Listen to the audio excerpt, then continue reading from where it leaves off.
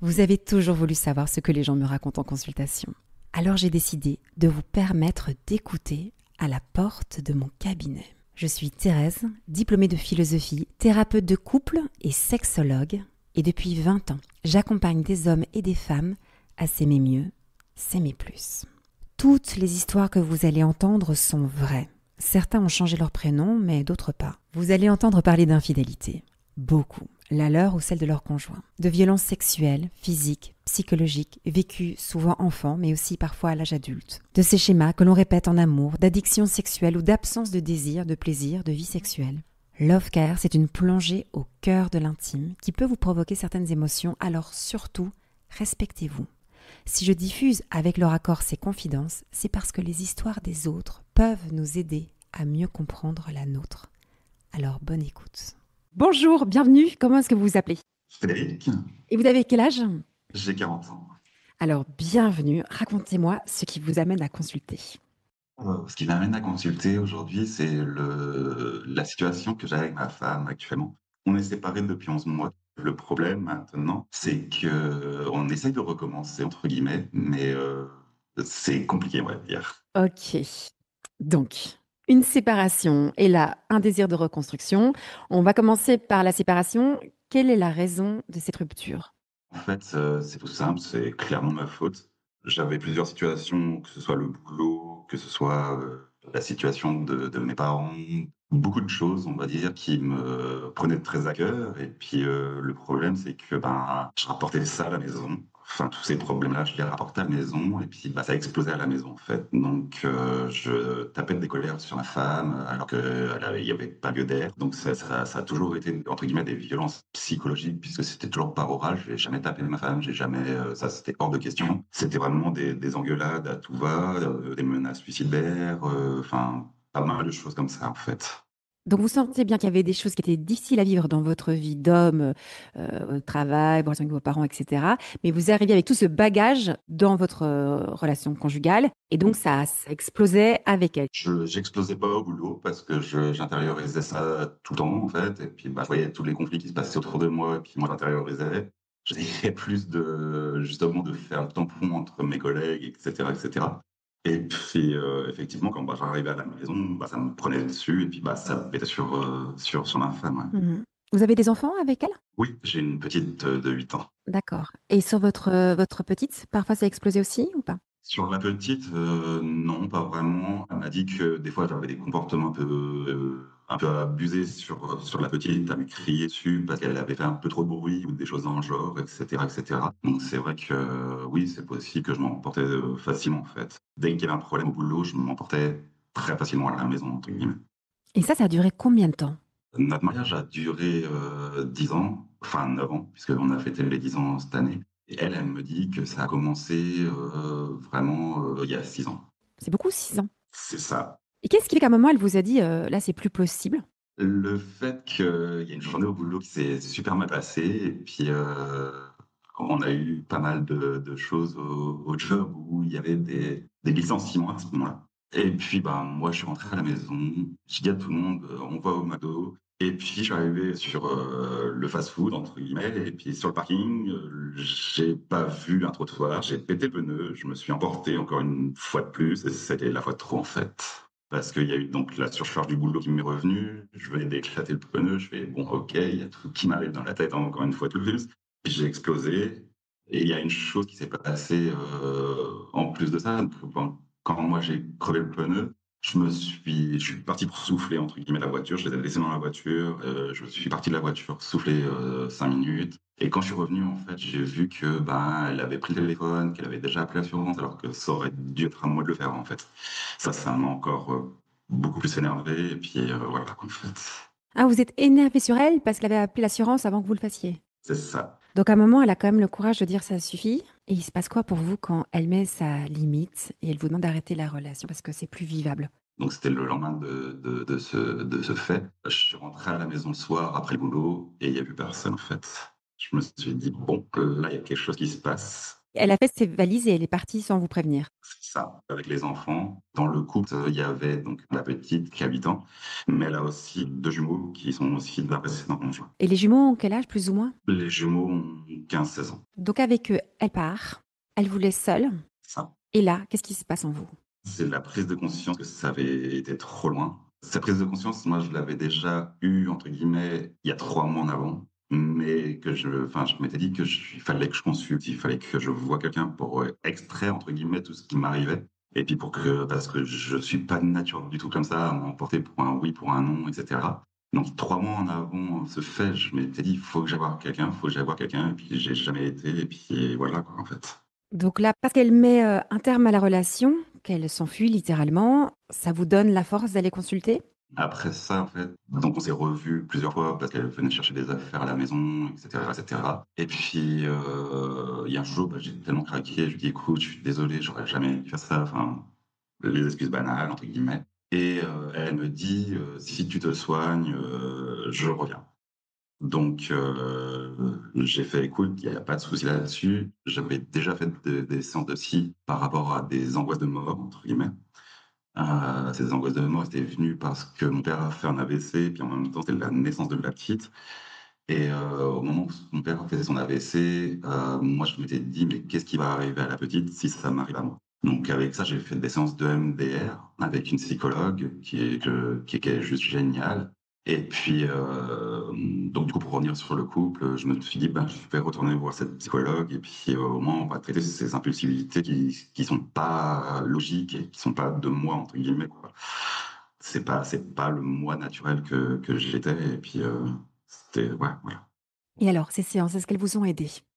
Alors elles m'ont super aidé, j'ai pu extérioriser beaucoup de choses, j'ai appris à relativiser et cetera sur pas mal de points, que ce soit sur le job, que ce soit sur la vie familiale, que ce soit sur tout. On a travaillé, via EMDR, on a travaillé sur, enfin, ouais, énormément de méthodologies et cetera, de relaxation et cetera et cetera. Aujourd'hui, quand moi, parce que je souhaite en fait continuer ces séances, mais par rapport plutôt au couple, plutôt que par rapport aux colères. Et puis, aujourd'hui, bah, la psychologue quand elle me voit, elle me dit: «Mais moi, j'ai plus rien du tout à traiter avec vous au niveau de la colère, on a tout vu». Ma femme, a bien remarqué le changement. Elle a très vite remarqué, elle a vu que j'étais redevenu celui qu'elle aimait, celui pour lequel elle a dit oui au mariage. Magnifique. C'est ça. Et Ouais, donc ça, superbe. elle l'a Mmh. vu, elle le voit très bien, on en parle souvent, quand on se voit maintenant. Donc sur ça, c'était quelque chose qui était bénéfique et j'en avais besoin. Je le savais 3 mois avant la rupture que j'en avais besoin, mais voilà quoi, c'était trop tard. Mais voilà quoi, si vous êtes un homme, hein, Frédéric, est-ce qu'on en parle de ces hommes qui ont toujours besoin qu'on mette la limite? Et je sais pas si vous m'avez déjà entendu dire ça, j'ai fait une petite vidéo sur les réseaux où je disais, mais pourquoi est-ce que la majorité des hommes changent quand on les quitte? C'est un peu votre histoire, hein? C'est exactement ça. Mais vous n'êtes pas le seul, hein. Vraiment, moi, ça fait 20 ans là que j'écoute des hommes, des femmes, et j'ai fait cette observation que la majorité des hommes vont commencer à les consulter, faire le travail sur eux nécessaire pour avoir des relations sereines, joyeuses et paisibles le jour où leur femme les quitte. C'est étrange, hein. C'est ça. La psychologie masculine. Non, je dis ça, c'est peut-être caricatural quand je dis psychologie masculine, parce que certainement qu'il y a des femmes qui fonctionnent de la même façon.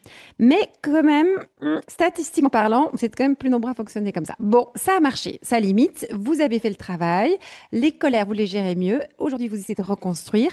Et là, comment ça se passe, cette reconstruction? Dites-moi. Alors cette reconstruction, ça se passe pas super bien entre guillemets parce que, ben, moi je souhaite réintégrer la maison puisque moi du coup, au mois de décembre l'année dernière, j'ai donc quitté la maison parce que voilà, il y avait les enfants, ils avaient tous les enfants qui étaient là. Donc j'ai décidé que c'était moi qui quittais la maison et puis, maintenant depuis, 3-4 mois on va dire, on est en train de reprendre, selon moi.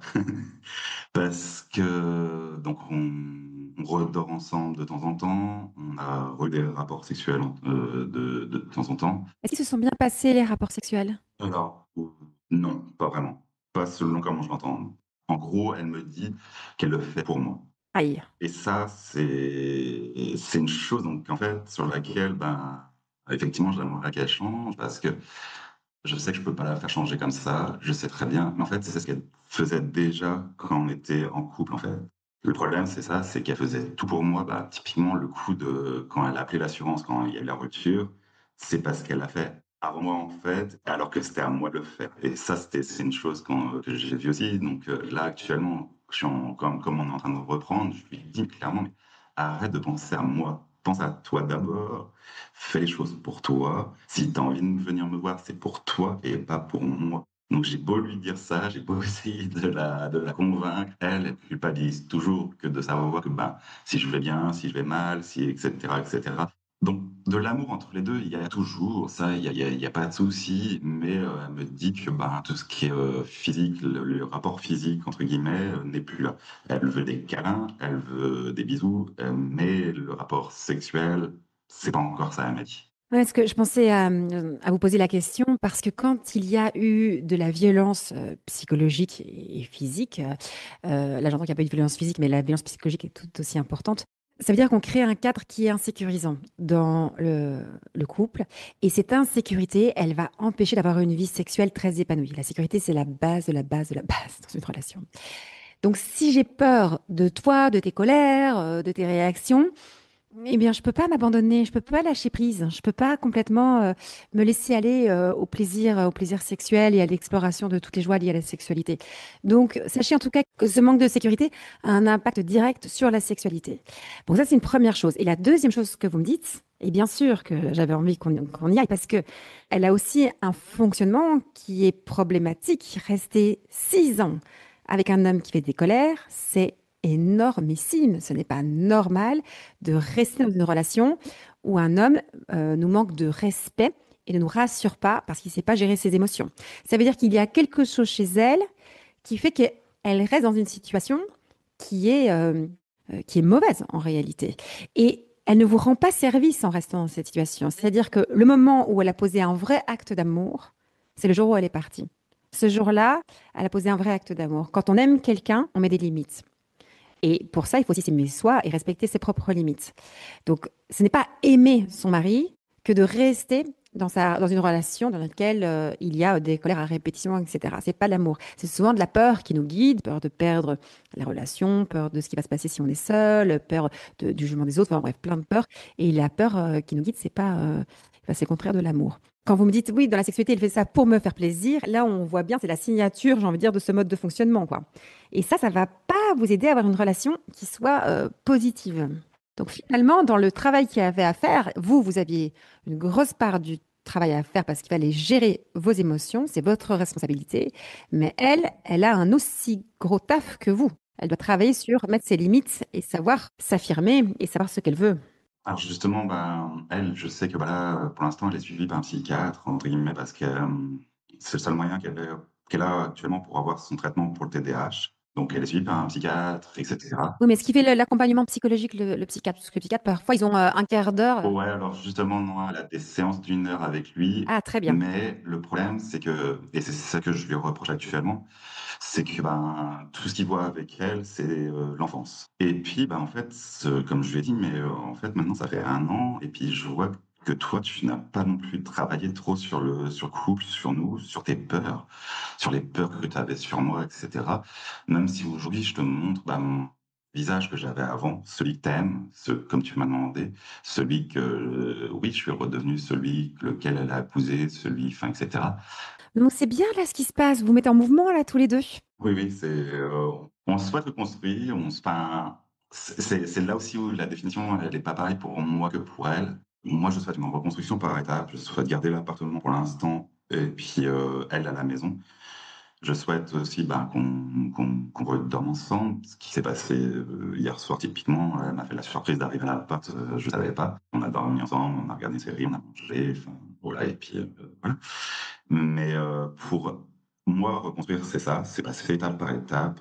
Et puis pour elle, reconstruire, ça veut dire je reviens à la maison directe. J'ai plutôt envie de vous encourager à être étape par étape.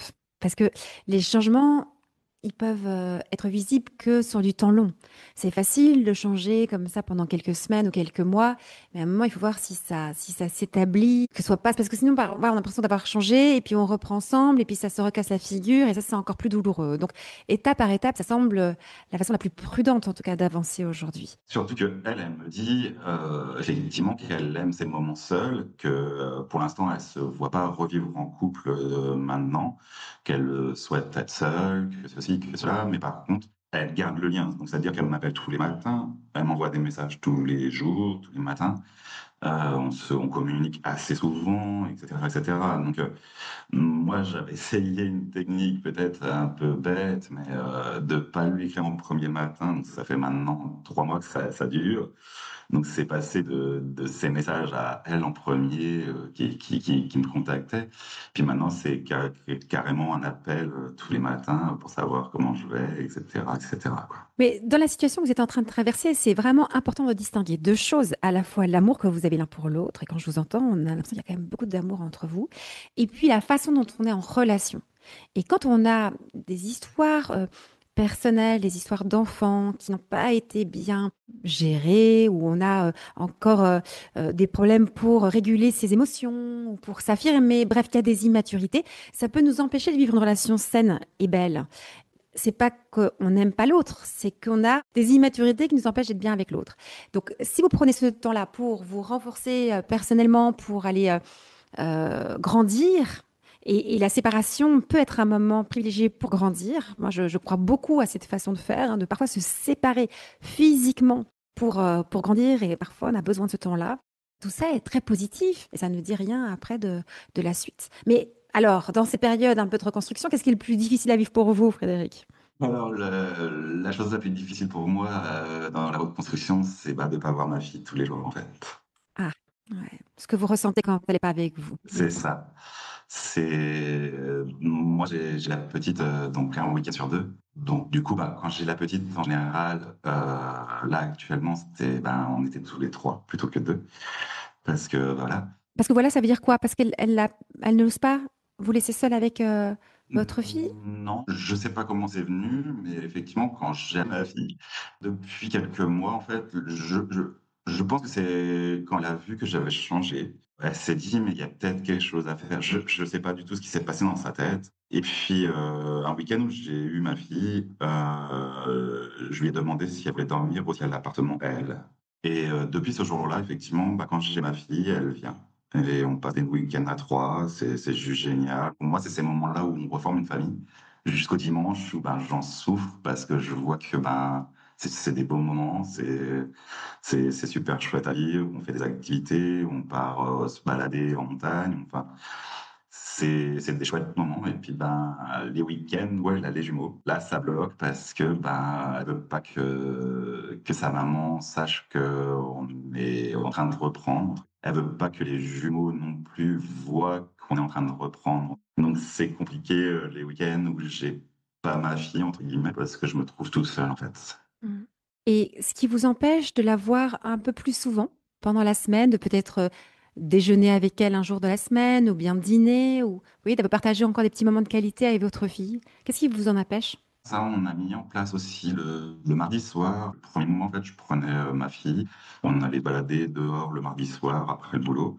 On allait manger un petit truc et puis je ramenais ma fille. Puis normalement, ça devait s'arrêter là, les choses. Et au fil des rendez-vous avec ma fille, il s'est avéré que après, je restais le soir pour regarder une série avec ma femme quand la petite était couchée. Et puis maintenant, c'est devenu plutôt un repas à trois qu'à deux, en fait.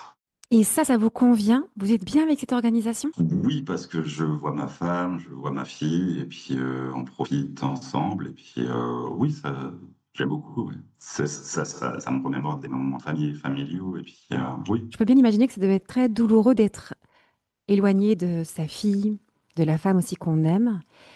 Mais ma petite suggestion quand je vous entends, c'est d'arriver à vous contacter avec cette douleur, c'est-à-dire de bien ressentir cette douleur. J'ai presque envie d'être vulgaire en disant de bien en chier, comme on dit, c'est-à-dire que ça soit bien difficile, d'accord? Pourquoi? Pour que votre cerveau, votre cœur et votre corps enregistrent que quand on se comporte mal, eh bien, il va y avoir la souffrance après. On va en souffrir. C'est-à-dire que moi, je vous souhaite de pouvoir enregistrer dans cette période que plus jamais, en fait, vous n'ayez des colères ou fassiez des choses qui font du mal aux gens que vous aimez, parce que sinon, ça va apporter du malheur autour de vous. C'est-à-dire que si pendant toutes ces années, vous vous êtes d'une certaine façon autorisé à vous mettre en colère et à être violent verbalement, c'est parce que vous avez pensé qu'il n'y aurait pas de conséquences, que tout allait passer. Et c'est pour ça que, pour moi, ce qui a été terrible pour vous dans votre histoire, c'est d'avoir partagé votre vie avec une femme qui vous a laissé être dans ses colères, c'est-à-dire qui ne vous a pas dit, tu te mets encore une fois en colère, tu as toutes les affaires sur le palier, c'est terminé. Jamais on se met en colère comme ça contre quelqu'un, vous n'avez pas le droit, c'est pas le concept de la relation. C'est dur à ce que je vous dis. Non, non, mais alors complètement, et c'est des choses que j'ai eues. C'est-à-dire elle m'a souvent parlé, elle m'a dit: «Mais là, ça va pas, là, ça joue pas, là, ça» et cetera, et cetera. Il y a eu plusieurs signaux d'alarme avant la séparation. Et c'est vrai que, bah, moi, j'ai peut-être fait cette erreur parce qu'effectivement, c'était ma deuxième relation, entre guillemets, de toute ma vie. Et pour moi, là, c'est une chose que je pensais, qui m'a fait, très mal quand on s'est séparés. C'est qu'effectivement, j'ai fait l'erreur de penser qu'elle était acquise. C'est ça, cette erreur-là. Et de penser que quand vous posez un acte qui est irrespectueux, il n'y aura pas vraiment de conséquences. Tout à C'est-à-dire que c'est fait. un peu comme un enfant à qui on doit apprendre que quand on fait quelque chose, par exemple, quand on pose une colère, c'est interdit, il y aura des conséquences. Mais si on nous a pas mis les limites, si on nous a pas fait prendre conscience que nos actes avaient des conséquences, on vit encore à l'âge adulte avec cette croyance qu'on peut s'autoriser. C'est ça, moi, qui m'interpelle, c'est que vous vous êtes autorisé à vous comporter comme ça avec elle. Ça veut dire que vous avez pensé que ça n'allait pas vous déconnecter et puis ça n'allait pas faire plus de C'est mal que ça. exactement Alors ça. que quand on se rend compte que par exemple, quand on se met en colère, ça fait du mal et après on a des conséquences, ben, on se retrouve tout seul, j'ai envie de dire comme un idiot, dans son appartement, loin de sa femme, de ses enfants, des gens qu'on aime, etc. Et c'est un peu le concept de la punition. Je sais que ça semble un peu bizarre de le dire comme ça aujourd'hui, parce qu'on est adulte. Quand on est puni, qu'on comprend que on doit se réajuster dans ses actions, quoi. C'est pour ça que la douleur que vous ressentez aujourd'hui, ben, c'est pas si mal que vous la ressentez, Non, quoi. non, elle est complètement C'est terrible ce que je vous légitime. dis. Je dis ça avec beaucoup de douceur et d'affection pour vous, hein. Mais c'est parce que justement, si je vous souhaite le bien dans votre vie, ben, je vous souhaite un peu d'avoir mal là maintenant. Vous Non, non, voyez? tout à fait. Alors, c'est la peine et puis cette tristesse que j'ai, effectivement, elle est complètement légitime et ça, on en a aussi parlé. Moi, je lui ai dit: «Mais écoute, je souhaite pas que ça devienne une vengeance pour toi. Je souhaite qu'effectivement, j'en ai absolument conscience de tout ce que je t'en ai fait baver et cetera, et cetera. Maintenant, par contre, effectivement, je souhaite réparer la chose». Et effectivement, comme je lui ai dit, bah, ça se fait pas du jour au lendemain. Ça, j'en suis absolument conscient. Elle a toujours peur et je le comprends et etc. Mais effectivement, comme je dis, laisse-moi peut-être une vraie chance de reprendre notre couple et de montrer que oui, effectivement, je suis devenu la personne que j'étais au début. Si elle veut m'en faire chier, bah, moi, je l'aimerai toujours de toute façon, en fait. C'est ce que je lui ai fait qui a renforcé mon amour aussi pour elle, entre guillemets. Et puis, bah, tout ça fait que, bah, effectivement, je l'aime à la folie et puis, ben, voilà, quoi, je sais ce que j'ai perdu et maintenant c'est à moi de réparer ça. Et c'est ça. J'aime beaucoup ce que vous dites par rapport à cette notion de réparation. Ça me semble un élément indispensable dans une vie et dans une relation. Quand on a fait quelque chose de mal, c'est-à-dire qu'on a eu un acte où on a posé des mots qui étaient irrespectueux, qui n'étaient pas ordonnés à l'amour. Donc, c'est toujours de reconnaître sa faute, de demander pardon et de poser un acte de réparation. Et là, la question que j'ai envie de vous poser, c'est quel est l'acte de réparation que vous pouvez faire aujourd'hui avec tout ce que vous avez vécu, avec ces 6 années de colère, etc. Qu'est-ce que vous avez déjà demandé à votre femme? De quoi as-tu besoin, ma chérie, pour eh bien, être plus rassurée et pour que je puisse réparer le tort que je t'ai fait? Alors, oui, ça a été posé comme question. Et alors, c'est quoi la réponse? Sa réponse a été: «J'ai besoin de rien. J'ai juste besoin de temps pour effacer ce qui s'est passé». Ok, donc c'est pas rien ça.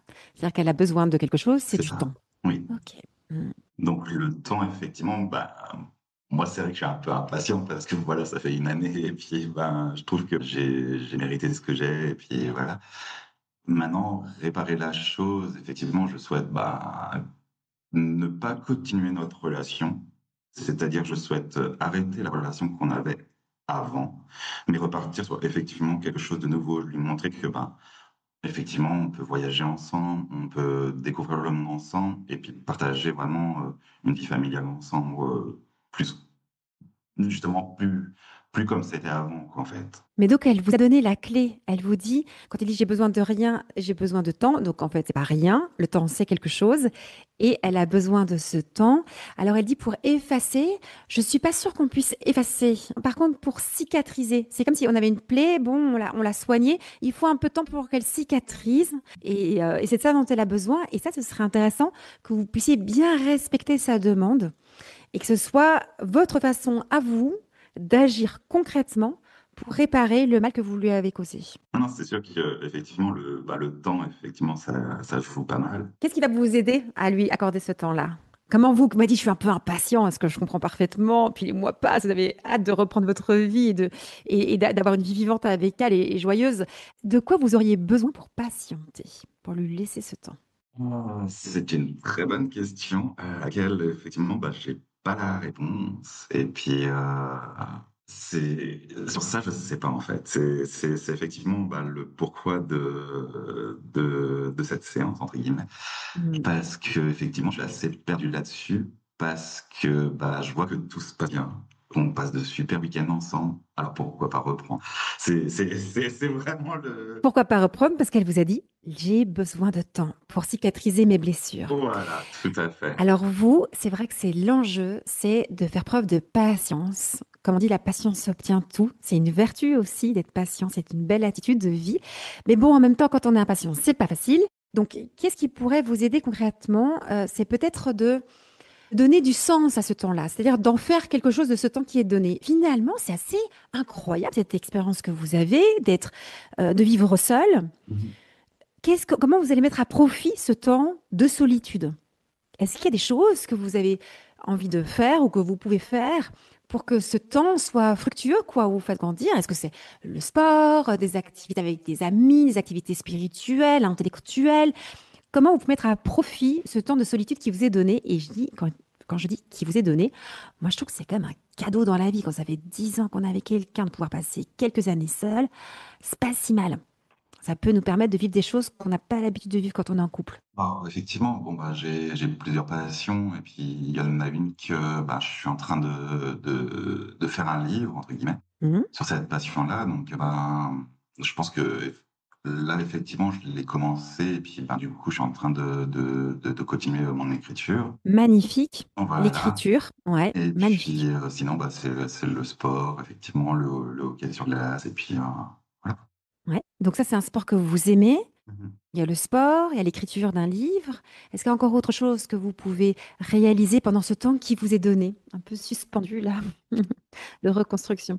Sortir avec les collègues et puis, oui effectivement «vivre Oui, pour moi» entre guillemets, ouais. sortir avec vos collègues. Est-ce qu'il y a encore autre chose qui vous ferait du bien, qui vous permettrait ouais, qui vous remplirait en fait, un temps qui vous nourrit aussi?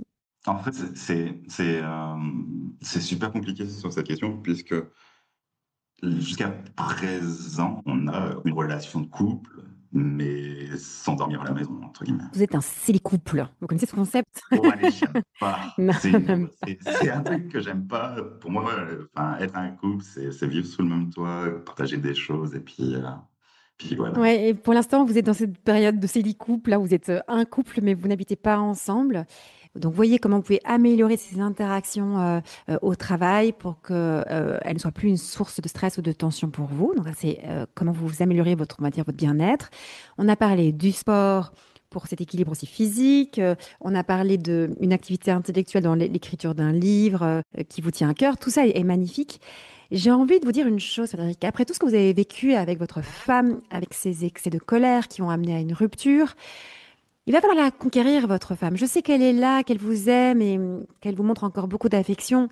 Mais en même temps, il y a quand même une petite opération séduction, hein. Il va falloir quand même regagner son Je cœur. Et pense. là, c'est intéressant parce que c'est peut-être aussi l'occasion pour vous de réveiller cet homme en vous qui va vouloir conquérir une belle. Et pour arriver à conquérir le cœur d'une femme, il faut aussi être un homme qui a de la valeur, un homme qui se comporte bien, un homme vertueux, un homme qui oui, physiquement, qui soit beau, qui soit intelligent, oui, quelqu'un de bien, quoi. Oui. Je dis ça avec toute ma spontanéité qui me caractérise, mais ce que je veux dire par là, c'est que vous pouvez profiter de ce moment pour devenir une belle et bonne personne. Que quand elle vous voit, elle dit: Waouh, Frédéric, j'aime l'homme que tu es.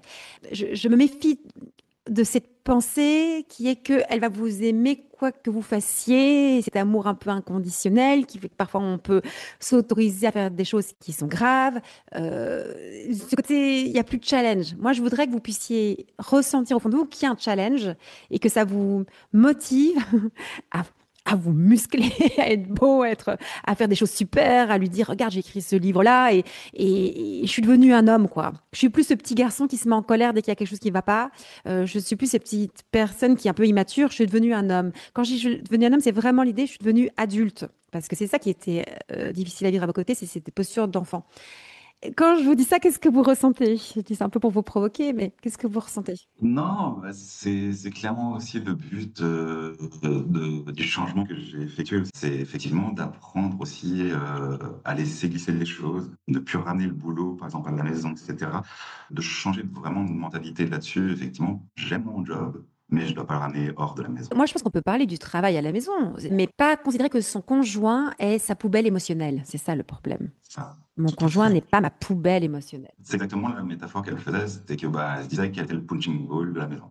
Et ça, c'est pas juste, c'est pas correct. Et puis, effectivement, Par contre, parler de son travail à son conjoint, ça c'est super. De lui dire quels sont mes défis, les choses qui vont bien, qui vont mal. Ça, c'est vraiment partie de choses intéressantes à se confier entre partenaires de vie, entre conjoints. oui, mais juste pas ramener les problèmes. Juste mettre le positif et puis, bah, pas le négatif, entre guillemets, qui se Je sais passe. pas, vous avez le droit de dire aussi des choses qui sont difficiles à vivre. En ce moment, là, j'ai ce défi-là, c'est pas facile. Non, je pense que c'est plus chez vous, l'enjeu, c'était pas de parler du travail, ça fait partie de la vie. Mais par contre, c'est comme dit, le punching ball, la poubelle émotionnelle. Ça, c'est pas possible. L'autre n'est pas là pour Ouais. recevoir tout ce qu'on a à lui partager. Et d'ailleurs, une petite suggestion dans les relations et dans la communication. Quand on a envie de parler d'un sujet peut-être qui est plus difficile, de poser la question à l'autre. Il y a un sujet dont je voudrais te parler. J'aimerais bien te parler d'un souci que j'ai au travail. Est-ce que tu es d'accord pour que je t'en parle? Et d'attendre que l'on dise oui pour en parler. Pas j'arrive et puis hop, je déverse tout mon truc. Vous voyez, c'est les enfants qui font ça. Moi, je vois bien avec les enfants que j'ai élevés. Maintenant, ils font plus ça. Mais quand ils étaient petits, ils arrivent et puis hop, ils déversent tout ce qu'ils ont vécu dans la journée. Et ils pensent qu'on est tout le temps disponible pour entendre leurs états d'âme. Non, on n'est pas toujours disponible pour entendre les états d'âme de nos enfants. Il y a des moments où on l'est pas. Et donc, ce qu'on va apprendre à nos enfants, c'est de dire qu'il y a un moment pour parler des choses. Et donc, on pose la question, maman, je voudrais parler de ça, est-ce que tu es d'accord pour qu'on en parle? Et puis, ok, on peut en parler. Mais on n'est pas tout le temps disponible à tout moment du jour et de la nuit pour ses enfants. Et c'est un apprentissage essentiel pour que dans nos relations après d'amour, par exemple nos relations conjugales, on ne déverse pas à son partenaire toutes nos émotions à n'importe quelle heure du jour et de la nuit, quoi. Vous voyez? Puis c'est exactement ce qui se passait. Et c'est pour ça qu'elle a dit stop. Ouais, elle a C'est raison. ça, c'est ça. Elle a dit stop. Il n'y a que le temps qui va pouvoir permettre ce réapprivoisement. C'est pas du jour au lendemain. C'est pour ça qu'aussi je me suis permise de vous interroger sur la vie sexuelle, parce que attention de ne pas aller trop vite aux relations sexuelles. Ça ne peut pas bien se passer avec tout ce que vous avez vécu. Donc, on peut aussi se réapprivoiser physiquement. D'abord, on va peut-être commencer à se rapprocher, à se prendre dans les bras, puis on peut se réembrasser, et puis on peut dormir ensemble, mais sans qu'il se passe quoi que ce soit au niveau sexuel, et puis on commence un peu plus à se caresser, et puis on va aller de façon progressive pour permettre au corps, au cœur et au cerveau d'enregistrer que c'est bon, il n'y a plus de danger. Mais il faut reprogrammer cette information. Et pour ça, ça prend un peu de temps. Et c'est vrai que c'est difficile. Je comprends très bien votre impatience. Mais c'est ça aussi, quand on dit l'amour est patient, ben, c'est votre épreuve du moment, hein, c'est de faire preuve de patience. Ah, c'est sûr. Et de ne pas Ça, c'est succomber à la clair. tentation d'aller voir Micheline, Jacqueline et Pauline de l'autre côté, quoi. Ouais, tout à De fait. rester bien fidèle à votre femme, ça va être aussi une clé pour que la reconstruction se passe bien. Bon, on va devoir se laisser. On a parlé de pas mal de choses, mais comment vous vous sentez là au terme de cet échange? Écoute, ça va super bien. Et puis, on va mettre tout ça en application. Mais oui, non, si elle souhaite enfin, arrêter là, bah, là, ce sera comme ça. Et puis, j'aurais rien à me reprocher. J'aurais essayé de retenter à reconquérir ma femme. Et puis, on verra bien. Mm. Vous avez tout à y gagner dans cette période. Vous Mhm. avez tout à y gagner à prendre soin de votre, on va dire, de votre santé mentale, de cet équilibre psychologique, à prendre soin de votre corps, à avoir des activités qui sont positives pour vous. Vous avez tout à y gagner dans cette reconstruction. Première option, elle vous retrouve merveilleux et vous pouvez continuer une relation d'amour ensemble.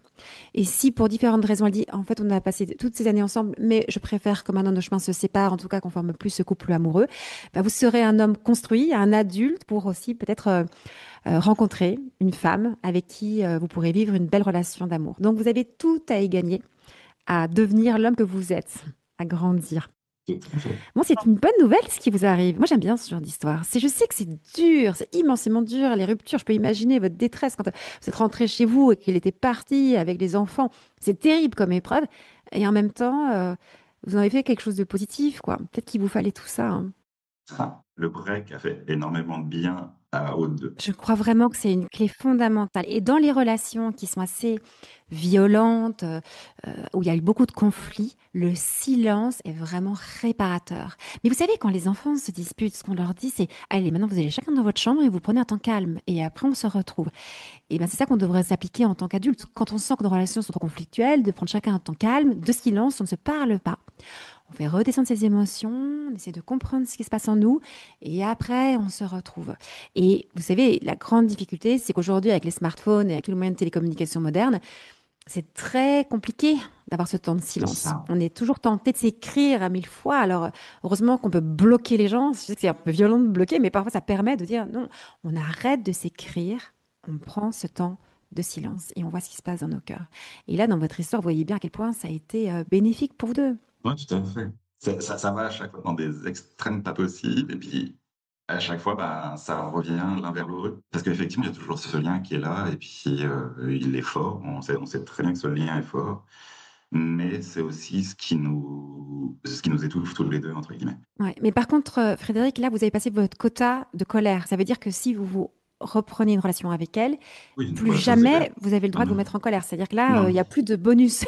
C'est comme un non, jeu là. alors ça c'est clair et net. À 40 ans, c'est terminé, quoi. On arrête des couples où on se crie dessus. C'est plus possible. En fait, je dis ça parce qu'il y a un moment où il faut décider que ce soit plus possible. Et on peut très bien, je le redis parce que c'est super important, Frédéric, c'est que on peut aimer quelqu'un profondément et pourtant décider de ne pas former un couple avec cette personne qu'on aime parce que la façon dont on est en relation ne nous convient pas. Elle n'est pas assez rassurante, elle n'est pas assez respectueuse.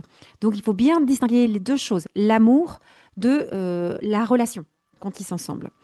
Et donc dans votre situation, il va falloir être très attentif sur votre capacité à l'un et à l'autre de créer une relation qui soit saine, qui soit belle.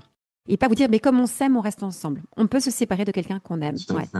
c'est Mmh. possible. Et ça, il faut à un moment l'accepter, que ce n'est pas qu'une question d'amour, et que l'amour ne suffit pas.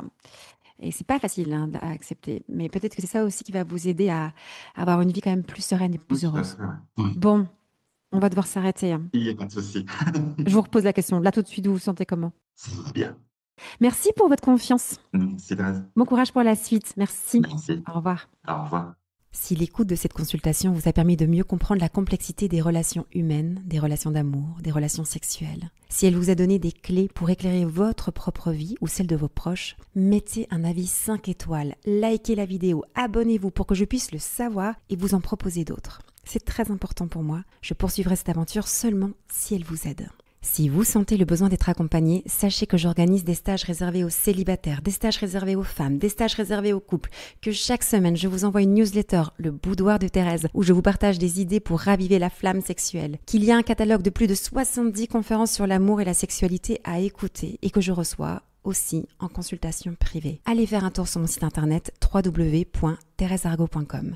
À très bientôt pour une nouvelle consultation.